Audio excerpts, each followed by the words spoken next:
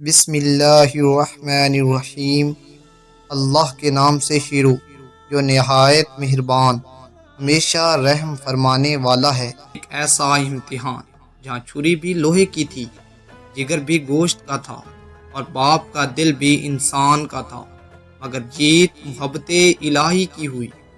ذی الحج کا مہینہ شروع ہوتے ہی پوری دنیا کے مسلمانوں کے دل مکہ مکرمہ کی طرف کھینچنے لگتے ہیں۔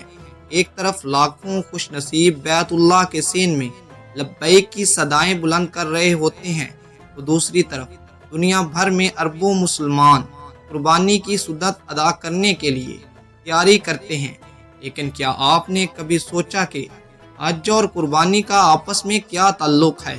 کیا ہر سال دنیا کی یہ سب سے بڑی مالی اور بدنی عبادت ایک عظیم ترین قربانی کے گرد گھومتی ہے؟ آئیے جانتے ہیں اس خاص ویڈیو میں۔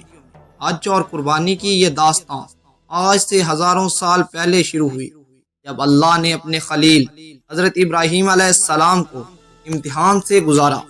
حضرت ابراہیم علیہ السلام نے مسلسل 3 راتوں تک خواب میں دیکھا کہ وہ اپنے بڑھاپے میں عطا ہونے والے پیارے بیٹے حضرت اسماعیل علیہ السلام کو اللہ کی راہ میں ذبح کر رہے ہیں۔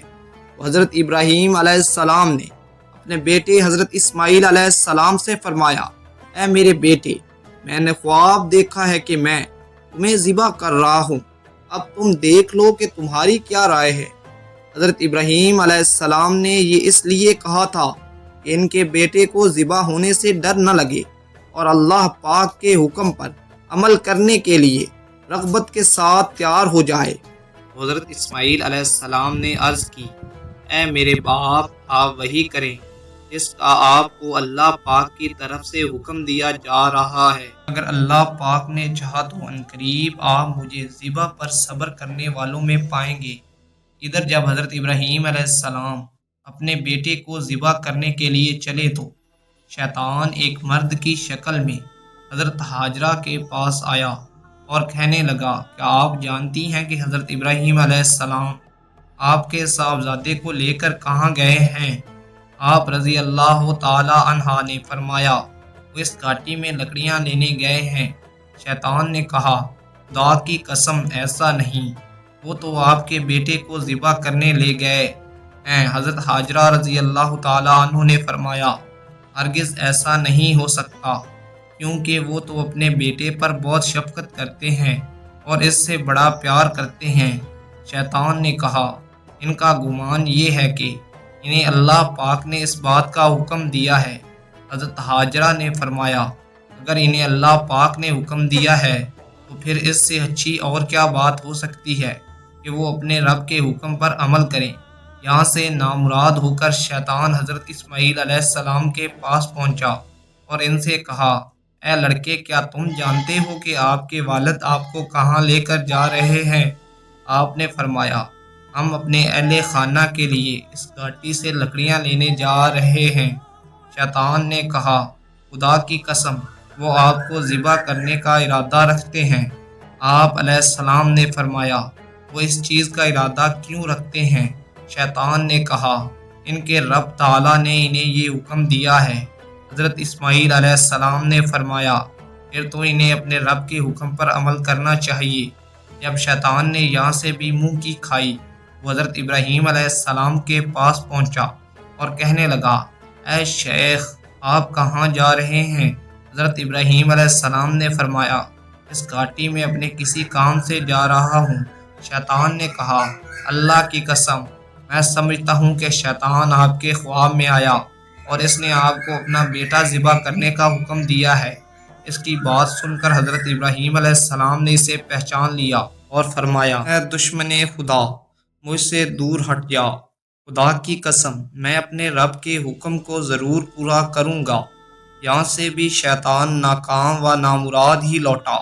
جب حضرت ابراہیم علیہ السلام نے اپنے بیٹے کو ذبح کرنے کا ارادہ فرمایا، ان کے بیٹے نے عرض کی، اے والد محترم، اگر آپ نے مجھے ذبح کرنے کا ارادہ کر لیا ہے تو پہلے مجھے رسیوں کے ساتھ مضبوطی سے باندھ لیں تاکہ میں تڑپ نہ سکوں، اپنے کپڑے بھی سمیٹ لیں تاکہ میرے خون کے چھینٹے آپ پر نہ پڑیں اور میرا اجر کم نہ ہو۔ کیونکہ موت بہت سخت ہوتی ہے۔ اپنی چھری کو اچھی طرح تیز کر لیں تاکہ وہ مجھ پر آسانی سے چل جائے، اور جب آپ مجھے ذبح کرنے کے لیے لٹائیں تو پہلو کے بل لٹانے کے بجائے پیشانی کے بل لٹائیں، کیونکہ مجھے اس بات کا ڈر ہے کہ جب آپ کی نظر میرے چہرے پر پڑے گی تو اس وقت آپ کے دل میں رکت طاری ہو جائے گی۔ وہ رکت اللہ پاک کے حکم پر عمل اور آپ کے درمیان حائل ہو سکتی ہے، اور اگر آپ مناسب سمجھیں تو میری قمیض میری ماں کو دے دیں تاکہ انہیں تسلی ہو اور انہیں مجھ پر صبر آ جائے۔ حضرت ابراہیم علیہ السلام نے فرمایا، اے میرے بیٹے، تم حکم الہی پر عمل کرنے میں میرے کتنے اچھے مددگار ثابت ہو رہے ہو۔ اس کے بعد بیٹے کی خواہش کے مطابق پہلے اسے اچھی طرح باندھ دیا، پھر اپنی چھری تیز کی اور اپنے بیٹے کو منہ کے بل لٹایا، ان کے چہرے سے نظر ہٹا لی، پھر ان کے حلق پر چھری چلا دی، واللہ پاک نے ان کے ہاتھ میں چھری کو پلٹ دیا۔